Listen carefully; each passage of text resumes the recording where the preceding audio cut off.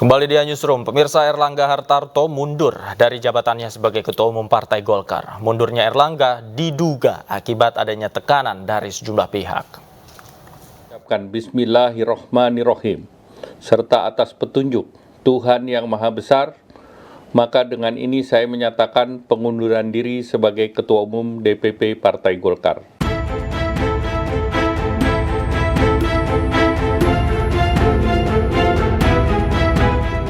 Erlangga Hartarto mundur dari jabatannya sebagai Ketua Umum Partai Golkar.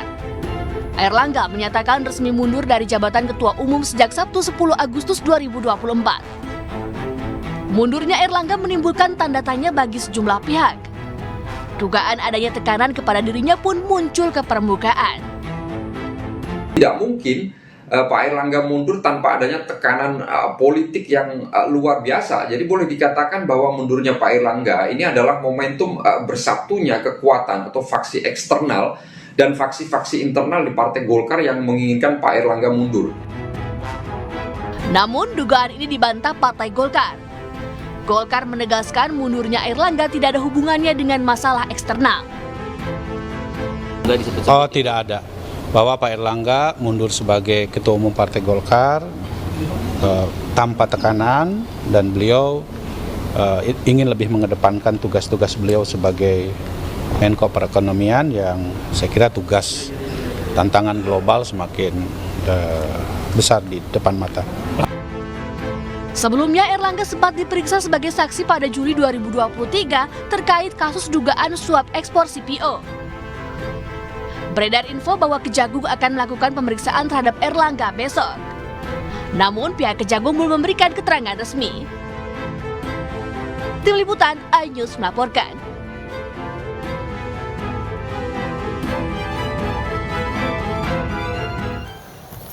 Lalu apa sebenarnya latar belakang Erlangga yang tiba-tiba mengundurkan diri jelang pilkada serentak yang tinggal menghitung hari? Apalagi Munas Golkar masih akan digelar pada Desember mendatang. Kita akan membahasnya bersama dengan politisi Partai Golkar Andi Sindulingga dan juga analis sosial politik Institute for Security and Strategic Studies atau ISES, Musfi Romdoni. Selamat malam Bang Andi, Mas Musfi, apa kabar? Selamat malam, Mas. Selamat malam. Baik, saya ke Bang Andi terlebih dahulu. Bang Andi, yang Anda dengar, sayup-sayup, sebenarnya apa latar belakang Erlangga mundur dari jabatan Ketua Umum? Kalau yang kita dengar ya, jadi porsinya nih biar kita diluruskan tuh, spekulasi di luar, opini, pendapat, dugaan, itu sah terjadi di ruang publik. Tapi yang kita lihat adalah yang kita tahu bahwa mundurnya Pak Erlangga itu terkait dengan pertama, soliditas Partai Golkar. Yang kedua, mengawal proses kesinambungan dari pemerintahan Pak Jokowi Ma'ruf Amin ke Pak Prabowo Gibran. Nah karena itu Pak Erlangga tadi disampaikan oleh Pak Acil, itu disampaikan ingin fokus dia bekerja sebagai Menteri Perekonomian, karena memang persoalan ekonomi kita itu perlu sentuhan serius. Dan selama kepemimpinan Pak Erlangga memimpin Menko Perekonomian dianggap cukup kompeten, cukup layak untuk supaya pekerjaan itu jauh lebih fokus ketimbang memimpin Partai Golkar sekaligus memimpin Kemenko Perekonomian. Nah ini langkah yang bijak ini menurut saya, yang patut diapresiasi dan semua berjalan baik. Kalau kita lihat narasi Pak Erlangga, kemudian kita lihat juga bagaimana gesturnya, raut wajahnya, menurut saya spekulasi tekanan itu tidak tergambar di situ. Oke. Dari informasi yang kami dengar juga kaitannya dengan materi berita yang kami tayangkan sebelumnya, ada informasi Kejaksaan Agung ingin memanggil Pak Erlangga dan ini menjadi salah satu alasan Pak Erlangga mundur dari jabatan Ketua Umum. Ya, spekulasi itu ada. Saya juga menonton di berita bahwa ada informasi begitu. Tapi bagi kami itu informasi itu masih spekulatif. Sepanjang itu tidak bisa dibuktikan, maka informasi itu sifatnya spekulatif. Nah, kami tidak mau masuk di ruang itu. Yang pasti adalah konsensus elit.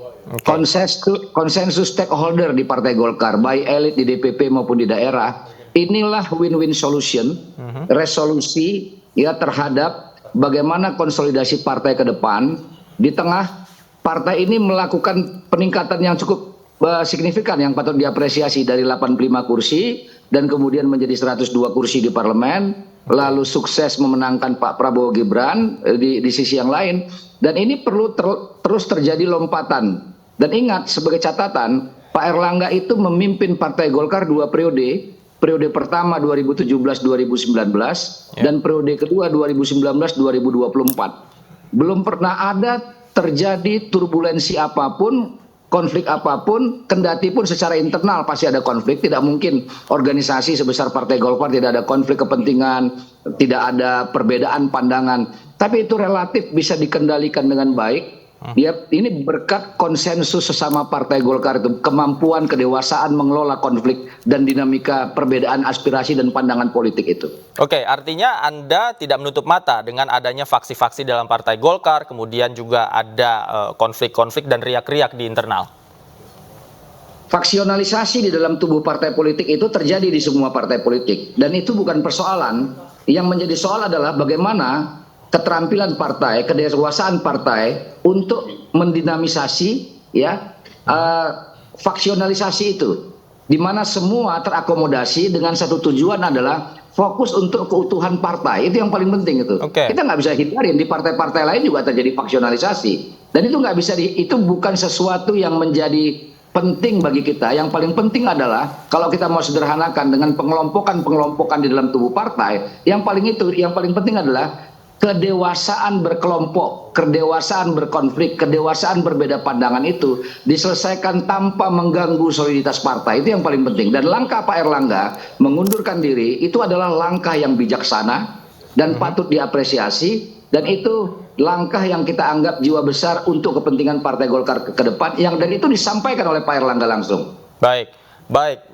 Nah, ini menarik ini. Dari internal ada dugaan faksi-faksi yang memang ada di internal partai. Kemudian dari eksternal dikait-kaitkan dengan Kejaksaan Agung yang dikatakan ingin memanggil Pak Erlangga. Mas Musfi, Anda melihatnya seperti apa? Terkait keputusan Pak Erlangga untuk mundur dari kursi Ketum Golkar, ini kan sebenarnya melahirkan satu asumsi terkait dengan adanya desakan yang besar kan. Tapi mungkin pertanyaannya adalah desakan ini apakah dia ini berasal dari eksternal atau dari internal? Kalau misalnya desakan ini dari eksternal, ini kan narasi-narasinya itu mengatakan ada kepentingan istana lah dan seterusnya untuk mengamankan kursi Ketum Golkar. Bahkan kemarin tuh sudah beredar poster-poster seperti Gibran untuk Ketum Golkar dan seterusnya. Tapi kalau misalnya ini terkait dengan desakan internal, ini kan berarti elit atau faksi di Golkar itu ada ketidakpuasan terhadap keputusan-keputusan Pak Erlangga terkait dengan pilkada strategis misalnya di Jawa Barat ataupun di Jakarta. Karena bisa dikatakan Golkar ini melepas satu kursi gubernur. Dia ini tidak mencalonkan RK di Jawa Barat, tapi justru memilih dalam tanda kutip itu berkompromi dengan Gerindra dengan mendukung Deddy Mulyadi. Sementara di Jakarta dengan mendukung Ridwan Kamil, dia terpaksa melawan Anies Baswedan yang merupakan kandidat terkuat. Jadi mungkin pertanyaannya adalah sebenarnya ini itu lebih kuat dorongan eksternal atau internalnya, atau jangan-jangan kombinasi keduanya yang mengakibatkan Pak Erlangga akhirnya mengatakan mundur dari kursi Partai Golkar. Kalaupun misalnya kita menyambung dari pernyataannya Pak Andi tadi, kalau dikatakan mundurnya Pak Erlangga ini demi soliditas partai, mungkin pertanyaannya adalah memangnya kalau Pak Erlangga ketumnya itu partai tidak solid atau bagaimana? Oke. Saya langsung lempar ke Mas Andi. Seperti apa tanggapan Anda?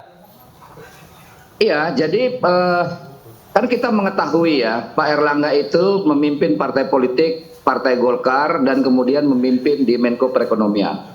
Selain capaian-capaian yang baik tadi itu, yang saya sampaikan tadi itu, secara internal, banyak teman-teman di internal Partai Golkar itu ikut mengevaluasi bahwa seandainya Pak Ketua Umum Partai Golkar ini fokus melakukan tugas dan pokok dan fungsinya sebagai Menko Perekonomian, maka Partai Golkar itu dipimpin dengan orang yang berbeda dengan Pak Erlangga, orang lain, kader-kader partai yang lain. Kita meyakini ini terjadi lompatan yang lebih besar lagi. Nah, itu keyakinan teman-teman itu, dan Pak Erlangga mengakui itu dengan mengundurkan diri. Itu artinya pandangan itu bisa diterima oleh Pak Erlangga sehingga tidak terjadi turbulensi yang berarti. Golkar itu sudah dicatat oleh sejarah, oleh teman-teman media, publik melihat pernah beberapa kali terjadi konflik-konflik.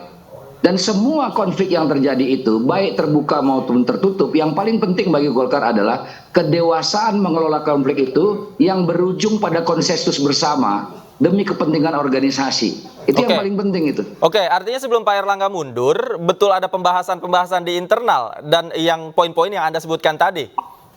Ada catatan-catatan kita ya yang memang tidak terkuak kan, kalau catatan-catatan itu kan tidak terkuak ke publik. Tapi itu ada catatan-catatan yang ini semua kalau kita lihat pendapat misalnya katakan di tempat yang lain ada dari Dewan Penasehat Partai Golkar seperti Pak Ridwan Hisam, itu kan memberikan catatan yang sama. Nah, karena itu harus ada komunikasi di antara elit beserta stakeholder Partai Golkar, para senior, daerah-daerah. Dan ini adalah pilihan yang terbaik. Pilihan yang terbaik, Pak Erlangga fokus dengan tugasnya, kemudian Partai Golkar itu dengan cepat ya melakukan transisi ya peralihan kepemimpinan dari Pak Erlangga secara definitif ke kepemimpinan yang baru, dan kemudian secara eksternal nanti ketika pemerintahan baru dilantik 20 Oktober yang akan datang, di bulan Oktober yang akan datang, maka Partai Golkar sudah siap itu bekerja mengawal program-program janji-janji yang sudah diucapkan oleh Pak Prabowo Gibran, pemerintahan mereka ke depan, sehingga tidak perlu ada lagi kontestasi di waktu-waktu yang akan datang. Nah, karena itu Golkar bisa lebih fokus itu bekerja untuk mengawal pemerintahan Pak Prabowo Gibran. Oke, pertanyaannya selama ini juga Pak Erlangga menjabat sebagai Menko Perekonomian sekaligus Partai Golkar, dan semua berjalan dengan baik, tugas-tugasnya juga bisa di-manage dengan baik Pak Erlangga. Pertanyaannya kemudian, kenapa baru sekarang? Kira-kira faktor apa penyebabnya? Mas Musfi, dijawab usai jeda, kami segera kembali. Pemirsa, dengan diskusi kita usai jeda berikut, iNewsroom segera kembali. Tetaplah bersama kami.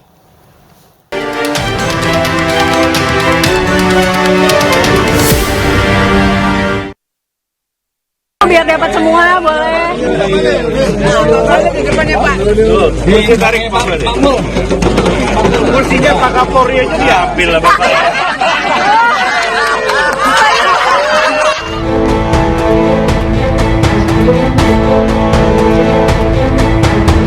Menko Bidang Perekonomian Airlangga Hartarto dan Menteri Investasi Bahlil Lahadalia bertemu di sela kunjungan kerja ke ibu kota Nusantara.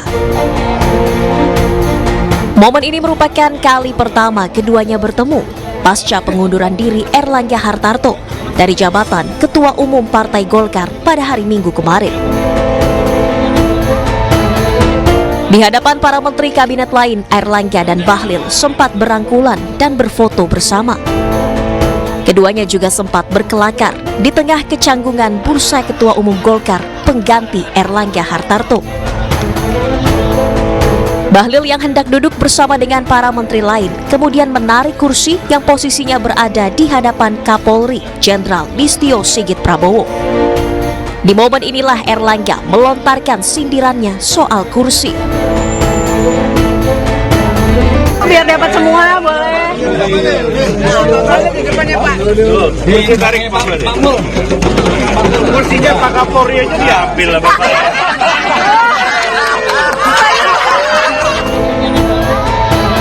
Momen kelakar antara Airlangga dan Bahlil sontak membuat para menteri lainnya tertawa. Pasalnya candaan itu terjadi di tengah dinamika di internal Partai Golkar pasca mundurnya Airlangga Hartarto sebagai Ketua Umum. Nama Bahlil Lahadalia menjadi salah satu nama yang disebut-sebut berpotensi menggantikan Airlangga sebagai Ketua Umum. Iya, pemirsa, tadi saya utang pertanyaan kepada Mas Andi dan Mas Musfi kaitannya dengan materi sebelum ini, candaan atau kelakar antara Airlangga Hartarto dan Bahlil Lahadalia. Saya langsung ke Mas Musfi. Mas Musfi, kalau kita kait-kaitkan, apakah faktor tadi candaan ya terkait kursi ini, bursa Ketua Umum Partai Golkar juga menjadi salah satu faktor yang membuat Pak Airlangga Hartarto mundur dari jabatannya, Mas Musfi?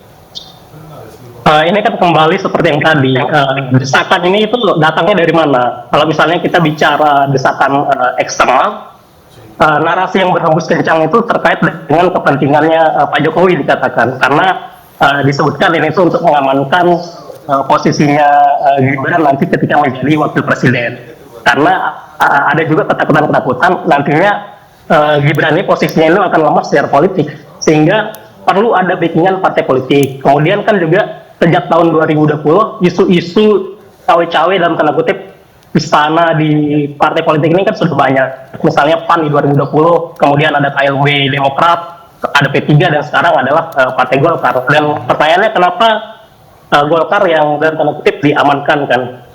Karena waktu itu Demokrat sudah dicoba gagal, P3 nggak mungkin karena kuatannya tidak besar, Gerindra itu sangat tidak mungkin diambil. Jadi yang paling reasonable, yang paling masuk akal kalau misalnya operasi itu ada yang mengamankan kursi Golkar. Tapi itu kalau misalnya desakan ini datang dari eksternal. Artinya kepemimpinan Pak Erlangga ini bisa mengancam posisinya Gibran. Maksud Anda seperti itu?